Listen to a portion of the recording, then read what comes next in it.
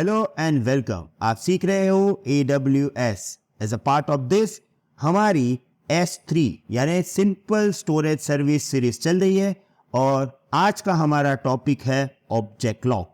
So let's start.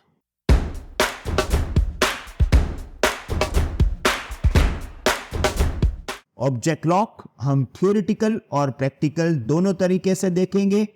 पहले theory से start करते हैं। As always, first is introduction. Object lock का use case क्या है?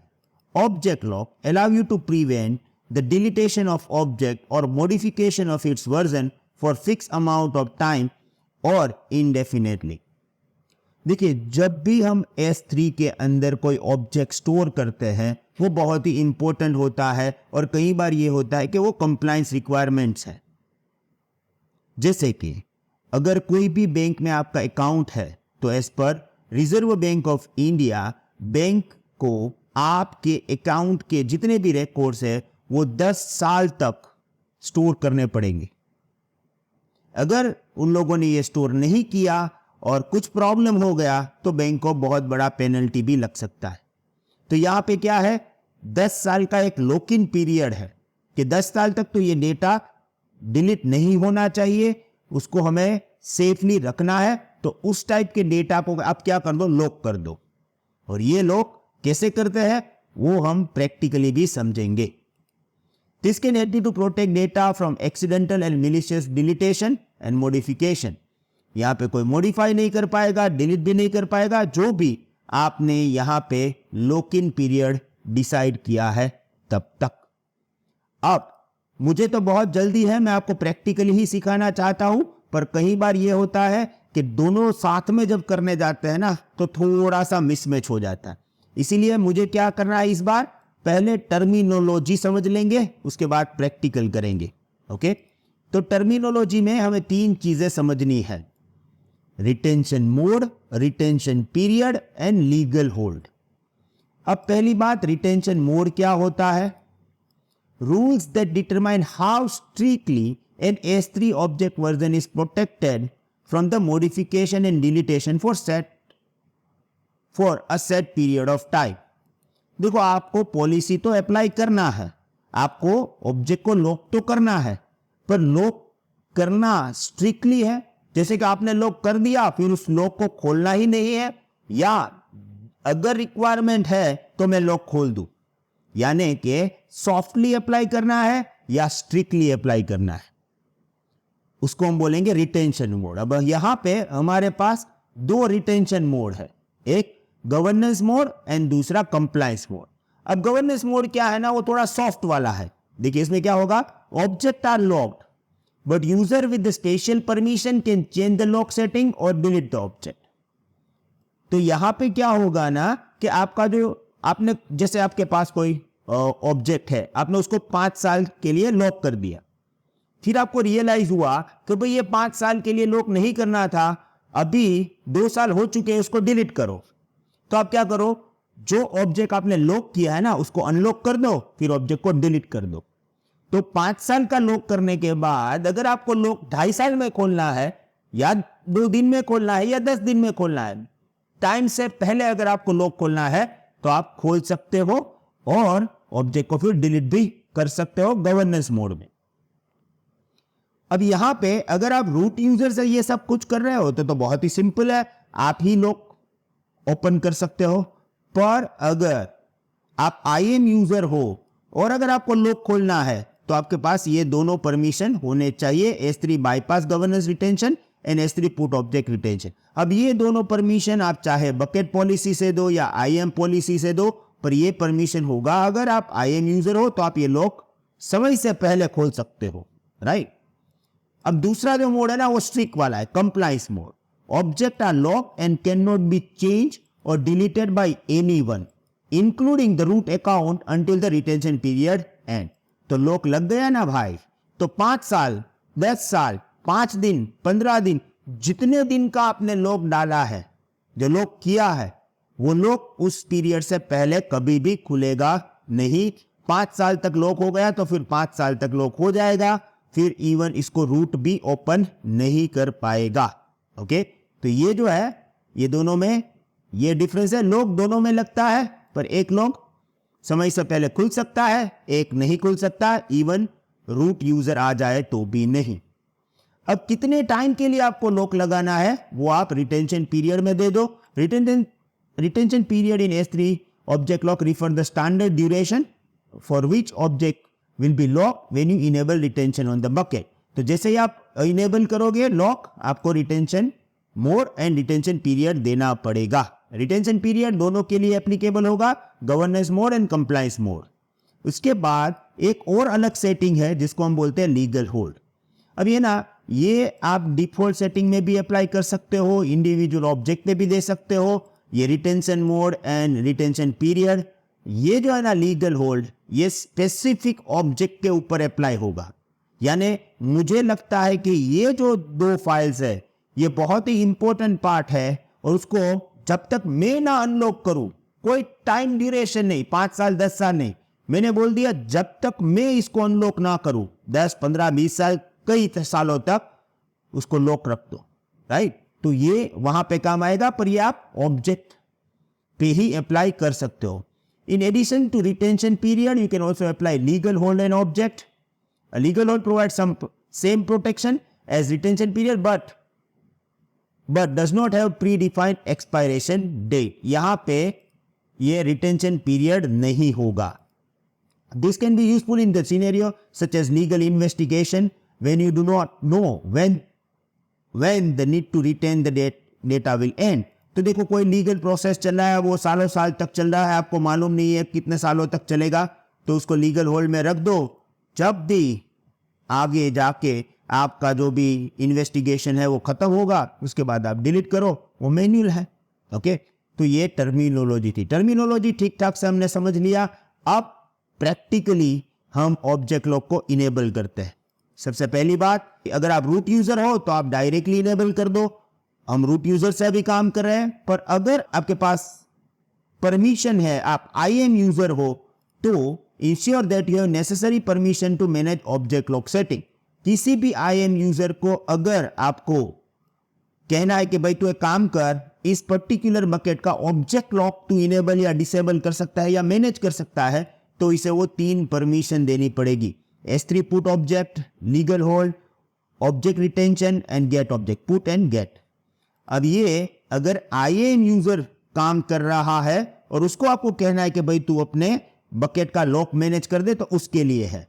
हम तो क्या है ना, हम जब प्रैक्टिकल करते हैं तो रूट यूजर से ही काम करते हैं, हालांकि ऐसा नहीं करना चाहिए, पर सीखने के लिए हम करते हैं, तो हमें कोई प्रॉब्लम एक्सेस परमिशन का अभी नहीं है। दूसरी बात, वर्जनिंग, जैसे ही आपको ऑब्जेक्ट लॉक इनेबल करना है तो वर्जनिंग इनेबल होना चाहिए। वर्जनिंग के बिना ऑब्जेक्ट लॉक कभी इनेबल नहीं होगा। Okay, now object lock by default क्या होता है? Disable. By default object lock is disable on AWS S3 bucket, उसको आप इनेबल कर सकते हो। Enable the object lock on AWS S3 bucket means activating specific features that allow you to apply retention policy and legal holds to the object stored in that bucket.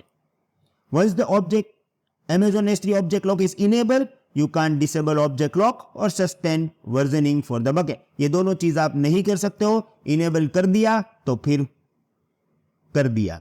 अब हम क्या करते हैं, हम पहले S3 कंसोल में जाएंगे। यहां पे ऑलरेडी एक मेरे पास बकेट है, पर हम नया बकेट बनाएंगे और इस पे ऑब्जेक्ट लॉक हम सेट करेंगे। तो सबसे पहले क्रिएट बकेट, यहां पे मैं नाम दूंगा माईफॉक्स बकेट। अब देखो, जब आपने ये बकेट बनाया, तब आप जब स्क्रॉल डाउन करोगे ना, तो नीचे आपको ऑब्जेक्ट लॉक आएगा। यहां से ही इनेबल कर दो।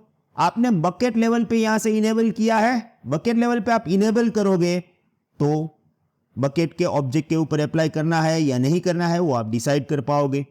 अगर आपको यहां से इनेबल नहीं करना है तो भी कोई प्रॉब्लम नहीं, आप आफ्टर क्रिएटिंग बकेट भी इनेबल कर सकते हो। हम क्या करेंगे, बाद में इनेबल करेंगे, क्योंकि यहां से इनेबल करना तो सिंपल बात है, तो बाद में कैसे करेंगे वो भी देखना पड़ेगा। तो देखिए, यहां से क्रिएट बकेट कर दिया।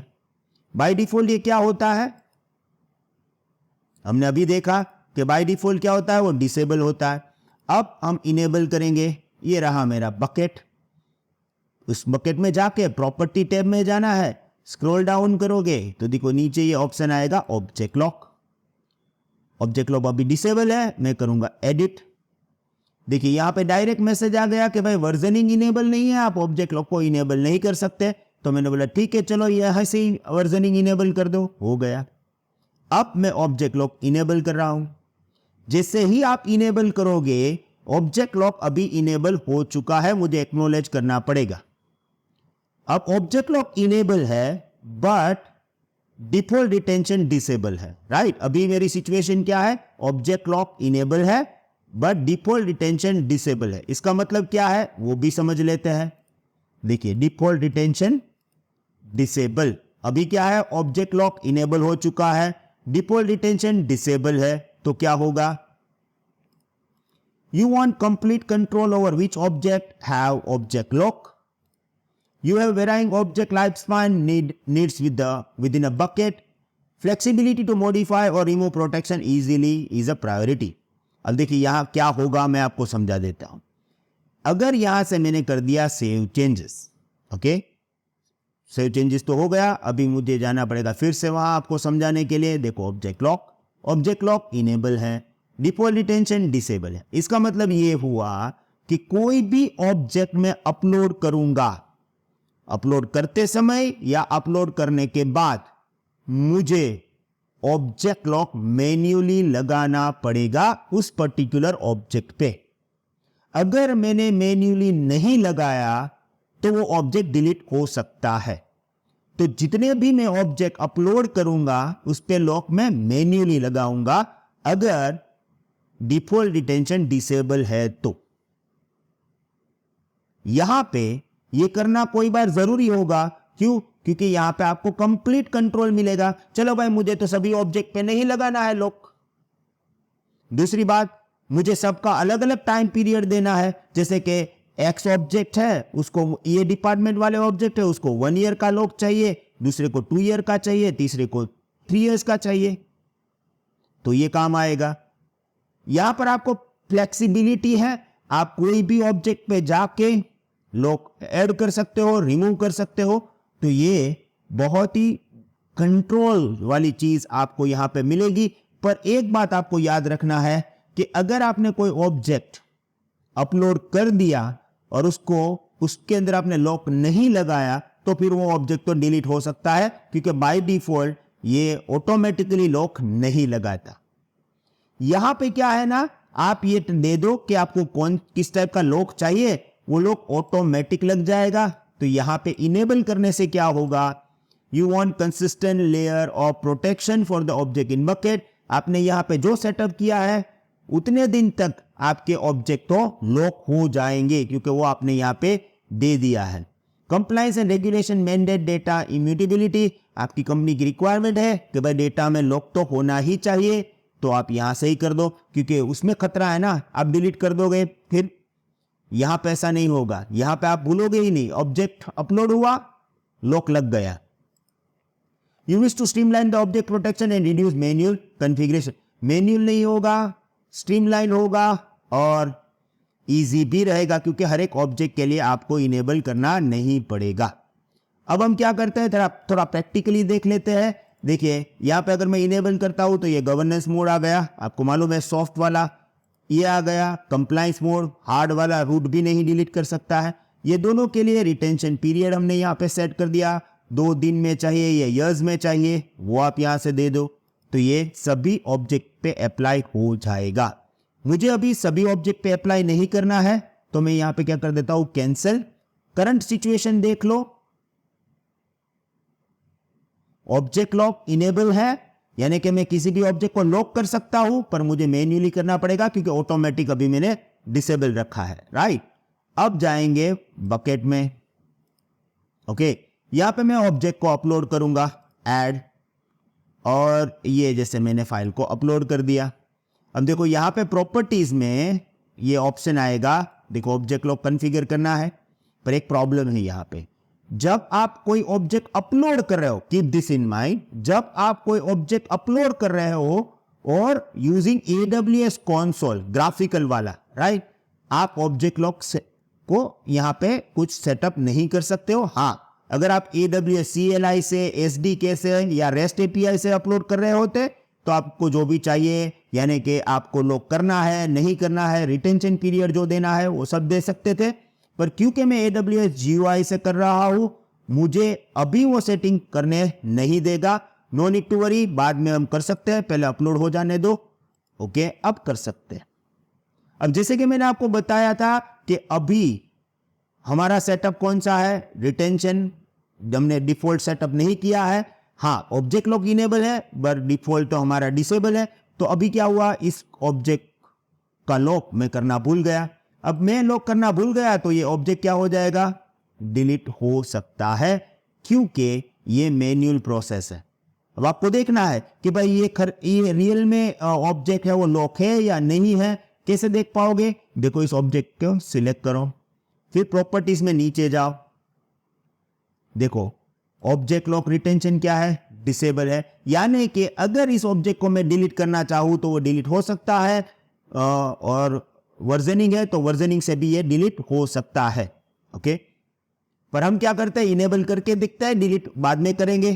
तो यहां पे देखिए फिर मैंने कर दिया इनेबल रिटेंशन, यस, यानी कि इसको लॉक करना है। गवर्नेंस मोड में लॉक करना है, सॉफ्ट या हार्ड, मैंने बोला चलो कंप्लायंस मोड में लॉक कर दो।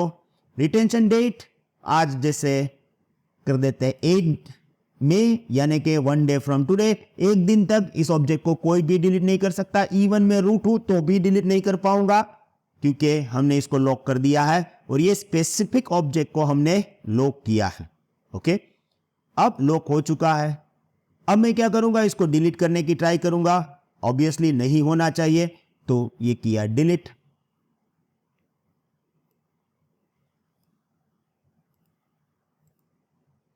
Successfully deleted. अरे वाह, आपको लगा कि ये तो डिलीट हो चुका है। नहीं, कोई चिंता की बात नहीं है।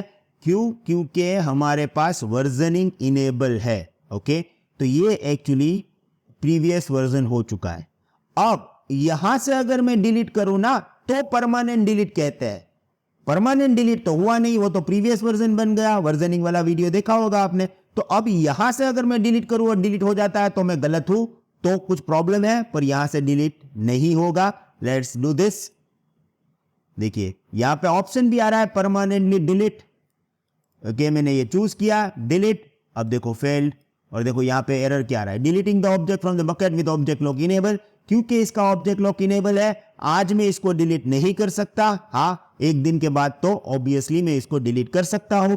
तो अब मुझे हर एक ऑब्जेक्ट पे देना पड़ेगा ये, क्योंकि जैसे कि आपको मालूम है हमने ये बकेट लेवल पे इनेबल नहीं किया था, तो ऑब्जेक्ट लेवल पे हमारे पास ये है। हाँ, अगर इसको आपको मेन वर्जन में चाहिए, करंट वर्जन बनाना है, तो डिलीटेड मार्कर को तो आप डिलीट कर सकते हो। उसको डिलीट कर दे तो फिर वो नॉर्मल वर्जन बन जाएगा। ओके, अभी ये बन गया है नॉर्मल वर्जन। एक और चीज जो मुझे आपको समझानी थी, जैसे कि हमने यहां पे सीखा था, देखिए एक ऑप्शन हमने बात की थी लीगल होल्ड के बारे में। लीगल होल्ड ऑब्जेक्ट लेवल पे होता है, वो बकेट लेवल पे होगा नहीं। तो ये जो ऑब्जेक्ट है इसको आप सिलेक्ट करो, प्रॉपर्टीज में जाओ, देखिए यहां पे हमारे पास ऑप्शन है ऑब्जेक्ट लीगल होल्ड। ये लीगल होल्ड डिसेबल है, मैं यहां से कर दूंगा इनेबल। अब ये इनेबल हो चुका है। जब तक कोई परमिशन होना चाहिए आपके पास, किसी के पास परमिशन होगा और उसको डिसेबल करेगा तो आप इस ऑब्जेक्ट को डिलीट कर सकते हो। अदरवाइज इस पर्टिकुलर ऑब्जेक्ट पे हमने लीगल होल्ड इनेबल कर दिया है, अब इसको कोई भी डिलीट नहीं कर सकता है। उसको एडिट में जाके पहले लीगल होल्ड को डिसेबल करना पड़ेगा, अगर परमिशन है तो वही वो कर पाएगा, उसके बाद वो डिलीट करेगा। तो लीगल होल्ड का जैसे कि मैंने आपको बोला था कि in addition to the retention period you can also apply legal hold of to an object. A legal hold provides same protection as retention period but does not have predefined expiration date. तो ये था पूरा detail about object lock. Video थोड़ा लंबा है, पर मैंने सोचा कि एक ही वीडियो में मुझे आपको थ्योरी और प्रैक्टिकल समझाना था, एंड आई होप आपको इजीली समझ में आ गया होगा। अगर समझ में नहीं आया है तो आप सिर्फ एक कमेंट करो, हम आपके साथ हैं। Thank you very much. See you in the next video. Have a nice day. Goodbye.